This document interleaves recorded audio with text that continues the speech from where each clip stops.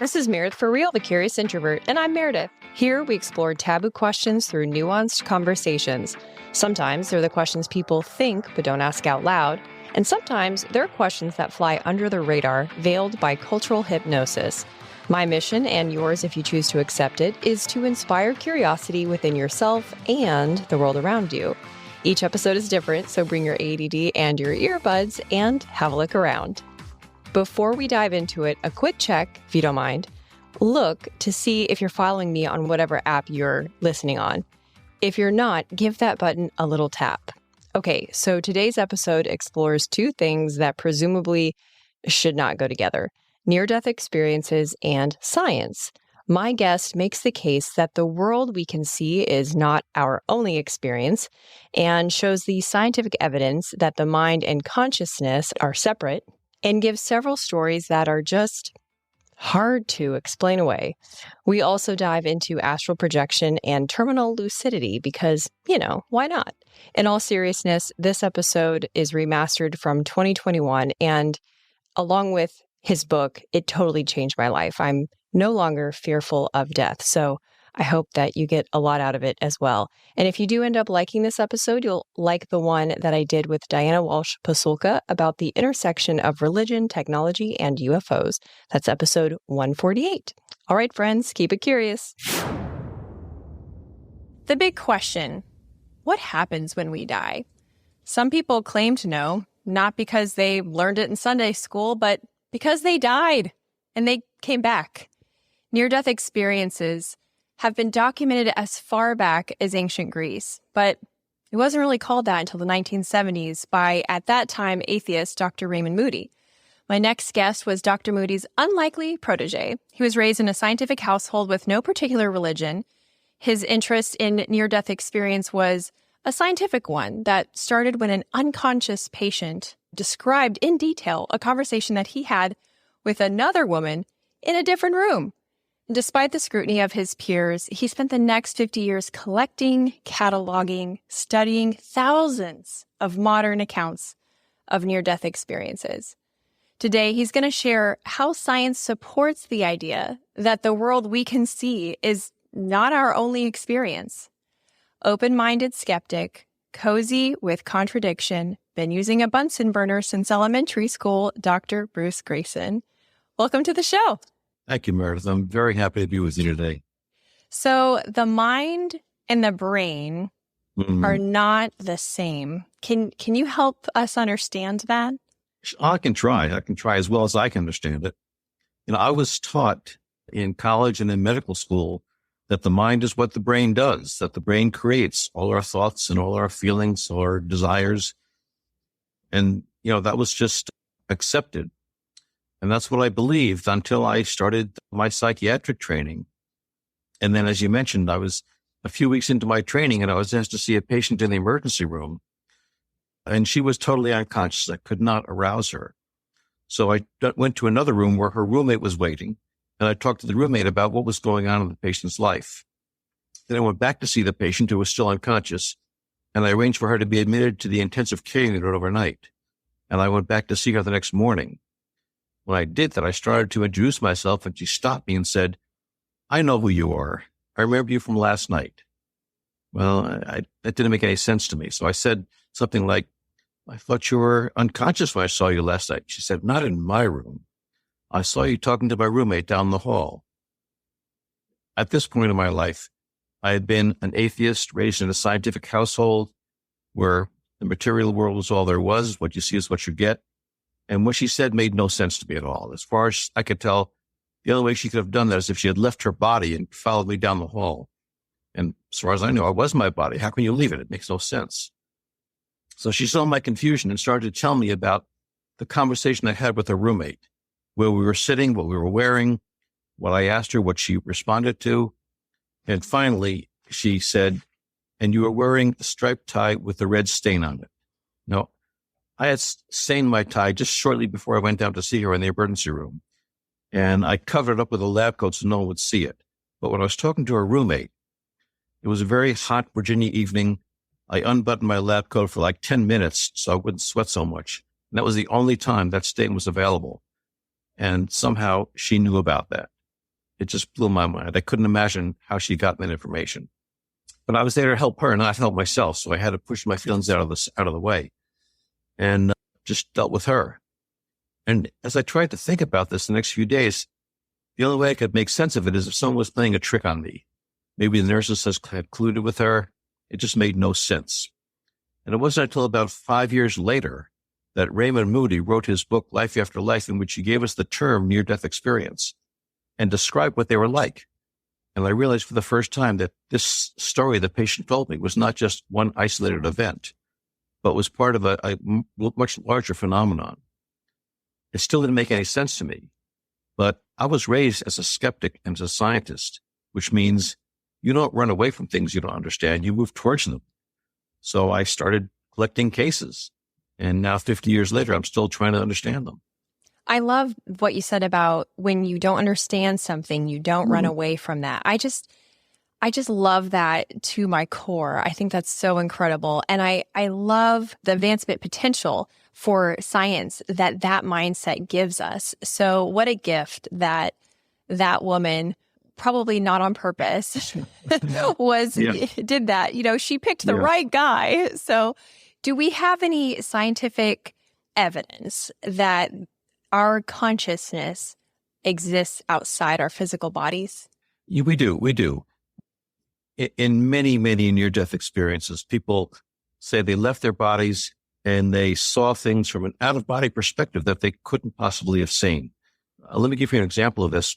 One fellow I knew was a 55-year-old truck driver he had crushing chest pain, rushed to the hospital, and they did an evaluation and found he had 4 vessels on his heart that were clogged. So he was rushed to the operating room for quadruple bypass surgery. In the middle of the operation, he told me, he saw his surgeon. He looked down from above, saw his body on the operating table, and saw his surgeon flapping his arms like he was trying to fly. Now, at this point, I've been a doctor for 30 years. I'd never heard anything so ridiculous in my life. So I thought he was hallucinating, but he insisted it was real. So a few days after his operation, with his permission, in fact, with his insistence, I went to talk to his surgeon. I asked him about it. And the surgeon kind of sheepishly said, well, yeah, I did do that. I was letting my assistants start the operation while I put on my sterile gloves and gown and went into the operating room and watched them start the operation. I didn't want to risk touching anything that wasn't sterile, so I put my hands where I knew they wouldn't touch anything, flat against my chest. And then I pointed things out to them with my elbow, so I wouldn't touch anything with my fingers. And he demonstrated just like the patient did. Now, that's not something the patient could have guessed, not something you see doctors on TV doing. So I don't know how he could have known that. And I've heard that from time after time after time from different experiencers, that they saw things accurately from an out-of-body perception. So we have lots of evidence from near-death experiences that our consciousness is not necessarily tied to the body. This is not a new idea. Hippocrates wrote about this 2,000 years ago. And in fact, we have evidence from other things besides near-death experiences that the mind and the brain are not the same. Now, in everyday life, it seems like they are. When you get drunk, you don't think very clearly. When you get hit on the head or have a stroke, that affects your thinking. But in extreme circumstances like near-death experiences, the mind and the brain seem to separate. Another example is something called terminal lucidity, in which people who have end-stage dementia like Alzheimer's disease and have not been able to communicate coherently or recognize family for months or sometimes years, suddenly become totally lucid again and can recognize people, carry on coherent conversations, and then shortly after that they die, often within hours. And we have no medical explanation for that. You don't regenerate a brain with Alzheimer's disease, and yet it happens. And the explanation seems to me to be that when the brain deteriorates enough, it loosens its hold on the mind, and then you can have this separation take place.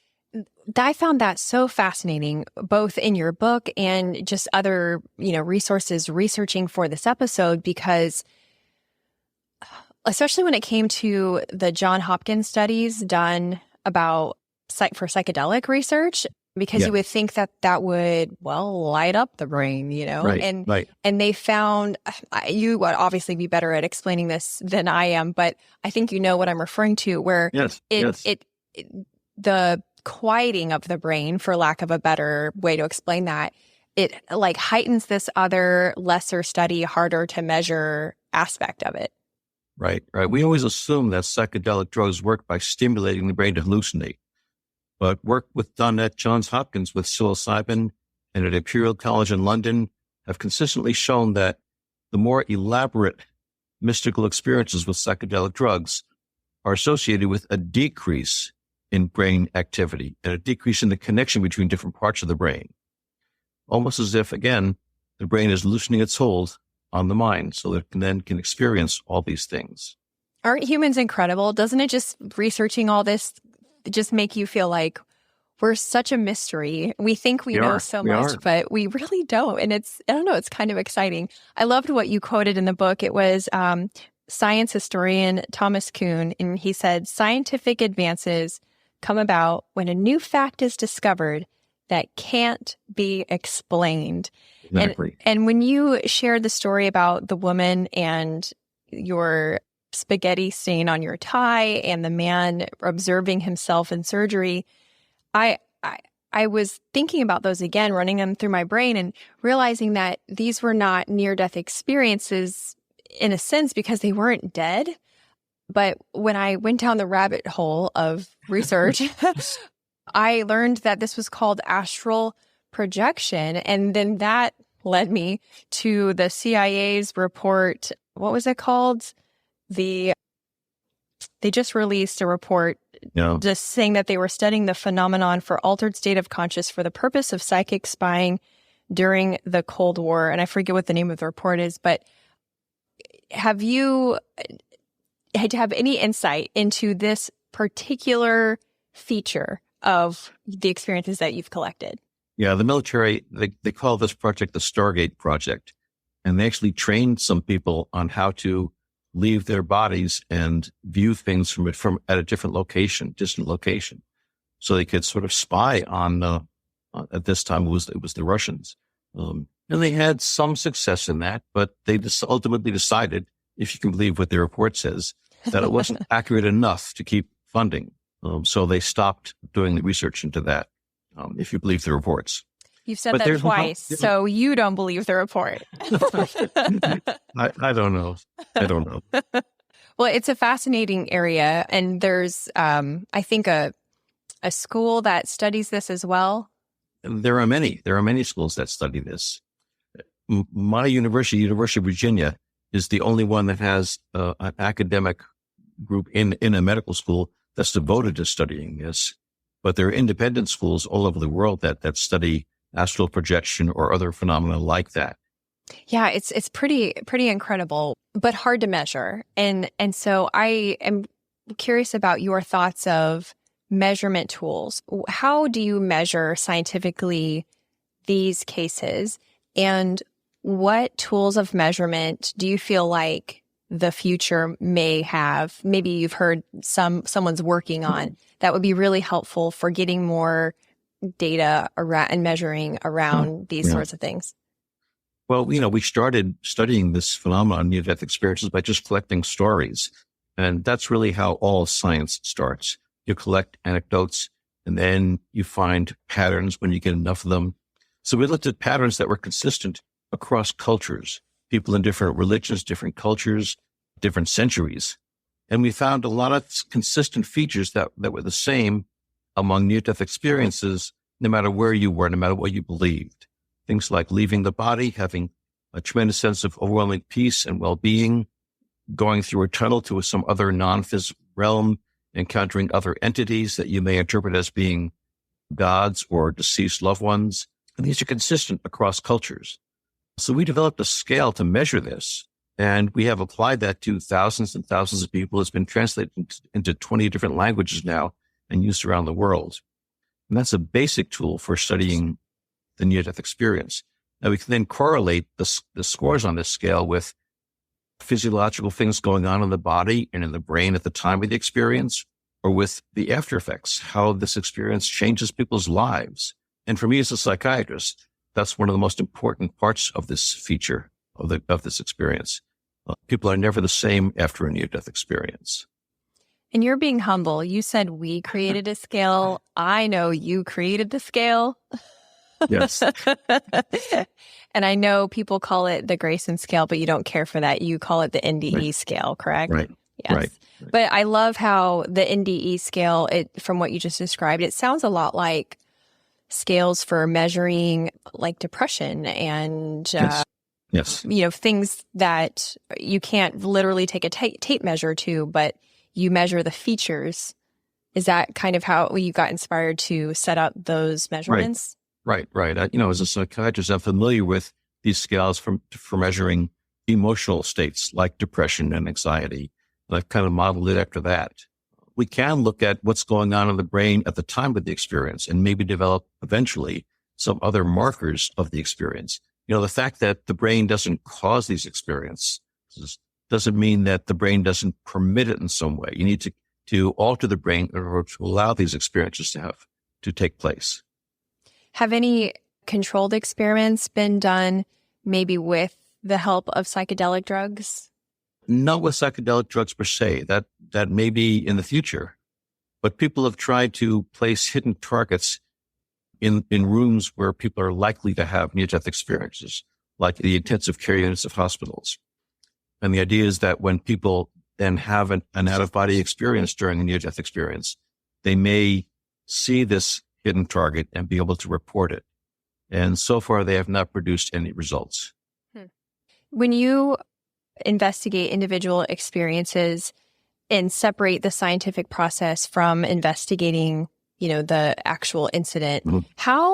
how have you personally been able to resist the temptation to attach meaning to all these stories? That must have been difficult. Well, in my mind, I think about the meanings, but that's not part of science. Science doesn't deal with meanings. It deals with facts, with the phenomena and their correlates and their effects. So, for example, when someone talks about leaving the body and seeing things that they shouldn't have been able to see, we try to corroborate that by talking to other people who may have been in the areas who can corroborate that or disprove it. And that applies not only to things they see, but things they report about, say, an afterlife as well. I mean, most people who have a near-death experience will report encountering deceased loved ones. And that is easily dismissed by debunkers by saying that's wishful thinking, it's expectation. And yet there are many cases in which people see a deceased loved one who they did not know had died, which kind of takes expectation off the table and wishful thinking off the table. I can give you an example of that. One fellow I knew was a 25-year-old technical writer who was admitted to the hospital with severe pneumonia, and he had repeated respiratory arrest where he couldn't breathe. And he had one primary nurse who worked with him every day who was about his age. And one day she told him she was going to be taking several days off for the weekend, and there'd be other nurses substituting for her. So he said goodbye to her. She took off for the weekend. And while she was gone, he had another respiratory arrest where he had to be resuscitated. And during that arrest, he found himself in a near-death experience in a beautiful pastoral scene. And there, to his surprise, this nurse of his, Anita, came walking towards him. He did a double take and said, Anita, what are you doing here? And she said, basically, this is where I am now, but you can't stay here. You need to go back to your body. And I want you to find my parents and tell them, I'm sorry that I wrecked the red MGB. And then she turned and walked away. Well, he then woke up in his hospital bed with full memory of this. And when he tried to tell the first nurse who worked into his room about it, she got very upset and rushed out. It turned out that his nurse, Anita, had taken the weekend off to celebrate her 21st birthday. And her parents surprised her with the gift of a red MGB. She got very excited, jumped in the car, took off for a drive, smashed into a telephone pole and died instantly, shortly before Jack had his near-death experience. And there's certainly no way he could have expected her to be dead, and no way he could have known how she died, and yet he did. And that, for me, is corroboration. He shouldn't have known those things, and yet he did. And third parties have corroborated it. Hey, Curiositors, just a quick pause to show gratitude to our sponsors and give you some special deals. If you're new here, you may be surprised to know that the beautiful backdrop of my show is not a virtual screen. It's a real place that you can really rent inside of the Pensacola Museum of History. The exhibit space is called Trader John's. It's an old bar in Pensacola whose owner was just as eclectic as this town. And it's perfect for birthdays, work events, award ceremonies, retirement parties, family reunions. So don't pick another boring venue space for your next event. Give the Pensacola Historic Trust your business and make your event super memorable. Learn more at historicpensacola.org. The weather is cooling down here in the southern U.S., and that means it's fire ant season. For those of you not from the South, fire ants are about as pleasant as they sound, and their bites pus up into an itchy red mess that takes forever to heal. I recommend Insect for pest management because I've been using their mosquito service since 2019, and I love that their work is guaranteed. If you're in the Florida Panhandle or the Gulf Coast of Alabama, give Insect a call. It's ensec.net. Now back to the show. Remember to stay till the end where I give you a sneak peek of next week's episode. It's almost like your process includes like a crime scene investigation, do you have any witnesses that you were there? It's just fascinating. You Exactly. Also said in regards to the process of leaning into into areas that are unknown, that we'll look back 200 years from now and think, oh, how naive we were, right? Mm-hmm. Why do you think it's so important to always consider that in any given subject that we could be totally wrong? Well, that keeps us humble, I think. Every generation of scientists has looked back on previous generations and said how ridiculous they were to believe this or that, whether it's, the world was flat or whatever. So it's really the utmost arrogance to say we have the answers now, and what we believe now is really the truth. Because if history is any guide to the future, and of course it is, then 100 years from now, people look back on us and say, how could they possibly believe those silly things? So, we make the best guesses we can. One scientist said, science is not about being right. It's about better ways of being wrong. That's great. I love that quote. That's fantastic. You come up with theories that are better than the last one. But they're not the way reality is. Yeah, that's fantastic. If you weren't studying near-death experiences, what other area would you be studying?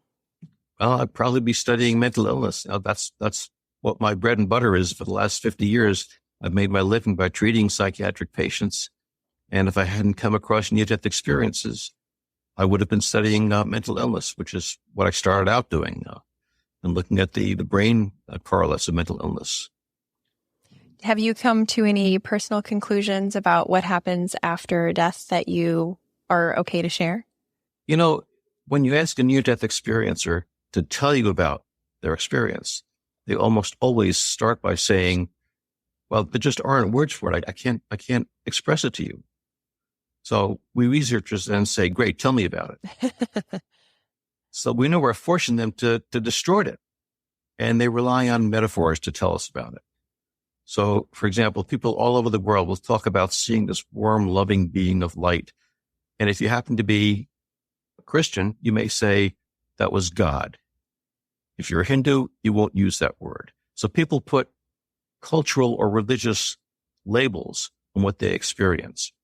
But even people I talk to here will say, I'm going to use the word God, so you know what I'm talking about. But this wasn't the God I was taught about in church. It's much bigger than that. Yeah, I'm fairly convinced now that death is not the end of us, which is the exact opposite of what I thought when I started this work. But I've seen enough evidence I can't deny that I think that there is something after death, and it's not something to be afraid of. The nearly universal testimony of near-death experiencers is that what happens after death is not something that's fearful. And yet, because they tell me they can't describe it to me, I don't take literally anything they say about it. So I don't know what it's going to be like, and I'm prepared to be very surprised. That's beautiful. I feel like all the people who have had these near-death experiences have been transformed by them in various ways, which you've obviously had such a amazing front row seat to kind of witness. How can those of us who have no plans on nearly dying anytime soon have these sorts of sustainably transformative changes in our lives? Well, the changes are, as you said, very, very transformative. People never go back to the way they were before near-death experiences. I've talked to people several decades after the NDE, the near-death experience, and they say I've never gone back to the way I was before.